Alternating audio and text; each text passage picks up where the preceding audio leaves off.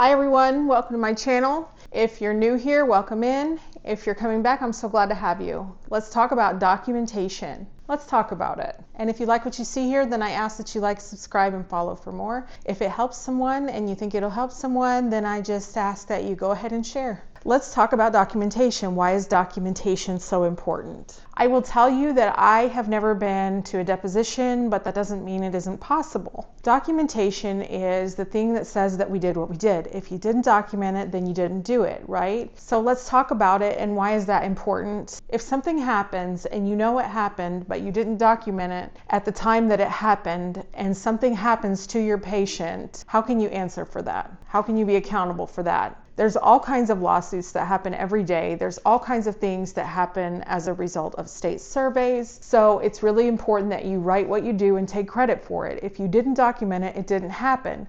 I have a thing in my office that says, but did you document it? And that is how it is. If you didn't document it, it did not happen. We do a lot of things as nurses, but we don't take credit for them. Documentation is so critical, okay? There's some things that you don't want to put in the little mundane things that are not relevant to the conversation, okay? But you need to put everything that's relevant into a note. You need to take credit for what you're doing as a nurse. If somebody falls and you knew about it and you didn't do anything about it, but the family knows you knew about it and they can't find the documentation, but the family's saying that they told you, a lawyer can come back and ask you why you didn't write it down, why you didn't tell anybody, why you didn't do anything about it. And maybe you did, but you didn't document it. So now it comes down to you didn't do it. You didn't do what you said you did because you don't have any proof, right? And your documentation is your proof of what you did, your proof of the conversations that you had. If you have a hard conversation,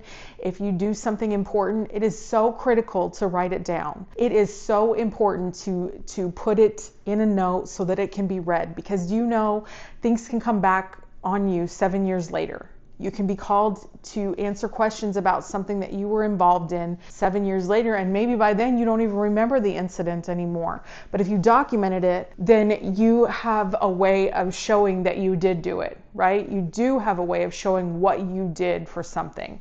I will tell you that I have seen people called to answer for things that they weren't even working there whenever the thing happened. So depositions are real, court is real, families really do take things into litigation. They really do sue for wrongful death or for malpractice. That really does happen. So it's really important that you protect yourself and protect your license and protect what you worked really hard for by writing down what you're doing as a nurse. If somebody tells you something and you did something about it, you should write it down. If somebody tells you something and you passed it along to the next nurse, document that you gave report to the next nurse at the end of your shift. You know, because it's a 24-hour thing, right? Something could happen at the end of your shift that you don't have the capacity to handle, but you did report off about it and you were aware of it and you did document it, okay? That protects you as a nurse when you document that you did the right things. We don't often take credit for what we're doing on a day-to-day basis, but I will tell you that you should. You should always take credit for what you're doing. I tell my nurses that all the time. I say take credit for what you're doing. Take credit for the work that you're doing. If you didn't write it down, you didn't do it. And I have been guilty of that too. I have been guilty of having a conversation with somebody and not documenting it. And then later, you know, I could try to defend myself, but I didn't write anything down about it. So how can I possibly defend myself? How can I possibly give my side of the story if my side of the story isn't visible? I will tell you that sometimes family members and other team members are making a log of things that they do. Family members are really good about documenting too. So you should be documenting as well. There are multiple sides to a story and multiple points of view of what's happening with a patient sometimes. And people need all of the information in order to make an informed decision. People need to know, what did you do about what the information that you had? And if they don't feel confident that you did anything, you can be held liable. You can be held liable.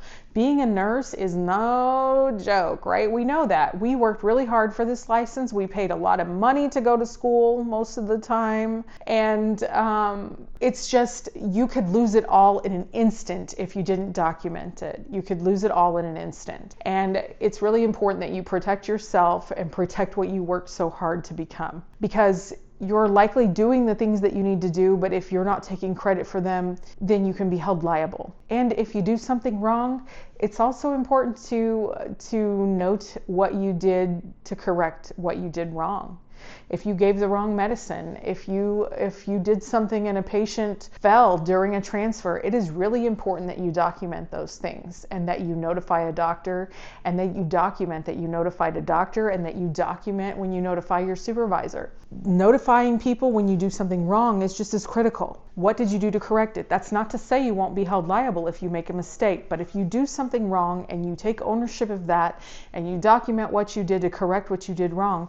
I've given the wrong insulin before. Thankfully, nothing came of it, and I did have to do a lot of documentation, like every 15 minutes, every 30 minutes, every hour, and I had to call the doctor and say, listen, I gave fast-acting insulin instead of long-acting insulin, and do you know, I had to feed that patient every 30 minutes, check their blood sugar.